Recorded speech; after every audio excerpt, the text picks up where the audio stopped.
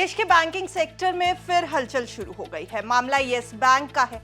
Yes bank की जापानी financial company SMBC के साथ हुई डील को लेकर बाजार में चर्चा तो है और इस खबर के आने के बाद से ही ग्लोबल ब्रोकरेज एजेंसीज इस डील के फ्यूचर को लेकर आकलन भी शुरू कर चुकी हैं।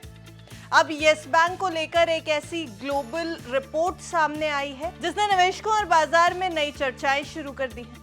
रिपोर्ट आई है दुनिया की सबसे भरोसेमंद मानी जाने वाली रेटिंग एजेंसियों में से एक मूडीज से और इसका केंद्र है यस बैंक में हाल ही में हुई 20% हिस्सेदारी की बड़ी डील। इस रिपोर्ट के बाद बाजार ने प्रतिक्रिया दी है, शेयर उछले हैं, लेकिन अभी एक्सपर्ट्स के बीच चिंता और संशय बना हुआ है। फिलहाल सवाल ये कि क्या वाकई यस बैंक का पटरी पर लौट रहा है या फिर यह कदम सिर्फ ऊपरी चमक है और बुनियादी हालात जस के तस है। तो इसको समझने की कोशिश करेंगे अपनी इस रिपोर्ट में। आइए आपको सब कुछ बताते हैं। मूडीज की जो बड़ी रिपोर्ट आई है उससे रिलेटेड इस रिपोर्ट में आपको सारी जानकारी देते हैं। नमस्कार, आप देख रहे हैं बिस्तक, मैं हूं आपके साथ अर्निमा द्विवेदी।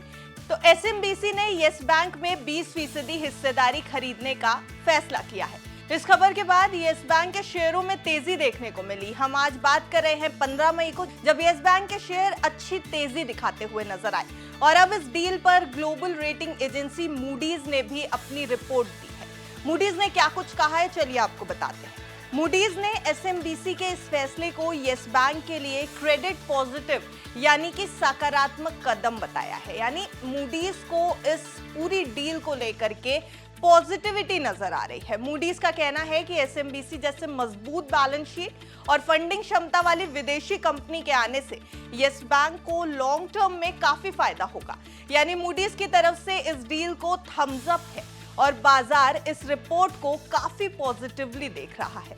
दूसरे ब्रोकरेजेस की बात करें तो मूडीज के अलावा आनंद राठी ब्रोकरेज ने यस बैंक के शेयर पर पॉजिटिव आउटलुक अपनाया और इसका टारगेट प्राइस 31 रुपए निर्धारित किया है। आनंद राठी का मानना है कि तकनीकी आधार पर आगामी 6 महीनों में यानी आने वाले 6 महीनों में शेयर में 30% से ज्यादा की ग्रोथ मुमकिन है। वैसे कुछ और ब्रोकरेजेस की रिपोर्ट भी सामने आई है जिन्होंने इस डील के बाद बैंक के लिए थोड़ा सा कॉशियस रुख रखा है। देखते हैं कि कौन कौन से ब्रोकरेजेस हैं जो इस डील को लेकर के थोड़े से संशय में नजर आ रहे हैं। पहले बात करेंगे गोल्डमैन सैक्स की। गोल्डमैन सैक्स ने यस बैंक के शेयर पर सेल रेटिंग दी है और इसका टारगेट प्राइस 16 रुपए निर्धारित कर दिया है। आपको बता दें कि आज 15 मई को जिस समय ये वीडियो बन रहा है, मौजूदा प्राइस जो यस बैंक का है वो 21 रुपए 61 पैसे है। लेकिन गोल्डमैन का मानना है कि मूल्यांकन के मुकाबले शेयर में लगभग 39% की गिरावट संभव है।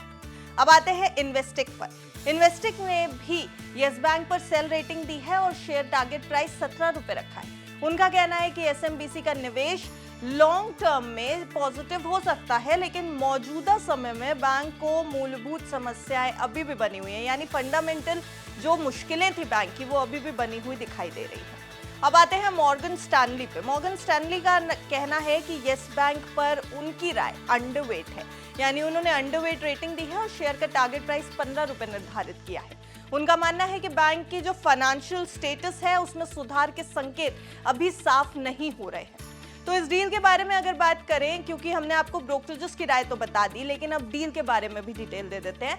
यस बैंक की ये 20% की हिस्सेदारी एसबीआई और 7 दूसरे प्राइवेट बैंक से खरीदी जा रही है। ये सभी बैंक 2020 में यस बैंक की मुश्किल हालात के वक्त में इसमें निवेश कर रहे थे। इन बैंकों में कौन कौन से बैंक शामिल हैं ये भी आपको बताते हैं। पहला नाम आता है एचडीएफसी बैंक का, फिर है आईसीआईसीआई बैंक, फिर है कोटक महिंद्रा बैंक, फिर आता है एक्सिस बैंक, उसके बाद आईडीएफसी फर्स्ट बैंक, फिर आता है फेडरल बैंक और उसके बाद आता है बंधन बैंक। तो ये 7 बैंक हैं जिससे हिस्सेदारी खरीदी जानी है। इसके अलावा एसएमबीसी इस हिस्सेदारी को 21 रुपए 50 पैसे प्रति शेयर की कीमत पर खरीदेगा, जिससे कुल सौदा जो हो रहा है वो 13,482 करोड़ रुपए का हो रहा है। अब एसएमबीसी को इस डील के बाद क्या क्या अधिकार मिलेंगे वो भी जान लीजिए। इस डील के बाद एसएमबीसी को यस बैंक के बोर्ड में 2 नॉन एग्जीक्यूटिव डायरेक्टर्स यानी गैर कार्यकारी निदेशक भेजने का हक मिलेगा। वहीं एसबीआई के पास अब केवल 1 निदेशक भेजने का अधिकार होगा, जो पहले 2 का था। लेकिन अभी इस डील को एक मंजूरी की जरूरत है, मंजूरी आरबीआई की। ये डील अभी आरबीआई और सीसीआई की मंजूरी के अधीन है। जब तक यहां से मंजूरी नहीं मिल जाती, डील फाइनल नहीं होगी। और आरबीआई आमतौर पर किसी विदेशी कंपनी को बैंक में 15% से ज्यादा हिस्सेदारी नहीं लेने देता है, लेकिन मुश्किल में फंसे बैंकों के मामले में वो छूट दे सकता है, ऐसा माना जा रहा है। और इसलिए यह भी माना जा रहा है कि येस बैंक की ये डील को आरबीआई मंजूरी दे देगा। तो शेयर बाजार की प्रतिक्रिया, मूडीज की रिपोर्ट आने के बाद येस बैंक के शेयर लगातार चढ़ते हुए दिखे हैं। शेयर बाजार की ये प्रतिक्रिया जो है वो 14 मई को ही देखने को मिल गई थी। हालांकि जो मूडीज की रिपोर्ट आई वो शेयर बाजार बंद होने के समय पर आई थी, लेकिन 14 मई को भी शेयर 2.65% की बढ़त दर्ज करके 21 रुपए 52 पैसे तक पहुंचे थे। वहीं 15 मई की बात करें तो दोपहर 12 बजे तक इस शेयर में 3.10% की तेजी आ चुकी थी। बीते 5 ट्रेडिंग सेशंस की बात करेंगे तो येस बैंक के शेयर 21% से ज्यादा चढ़ चुके हैं। यानी ब्रोकरेजेस के हिसाब से अगर देखा जाए तो एसएमबीसी की हिस्सेदारी खरीदने की खबर येस बैंक के लिए एक अच्छा संकेत है और उसके फेवर में काम कर रही है। मूडीज की रिपोर्ट भी इसे पॉजिटिव मान रही है। हालांकि कुछ ब्रोकरेजेस हैं जो लॉन्ग टर्म में तो इसे पॉजिटिव देखते हैं, मतलब फिलहाल, लेकिन अभी उसको नेगेटिव तरीके से और कॉशियस रूप के साथ देख रहे हैं। अब बैंक की लॉन्ग टर्म में असली परीक्षा तब होगी जब उसके नतीजे और उसकी परफॉर्मेंस सुधरेगी। हालांकि ये पूरी रिपोर्ट हमने सिर्फ आपकी जानकारी के लिए तैयार की है। अगर आपको इस स्टॉक में निवेश करना है या बाजार में कहीं भी निवेश करना है तो अपने फाइनेंशियल एडवाइजर की राय एक बार जरूर ले लें। बस तक की आपको ये सलाह है। देखते रहिए बस।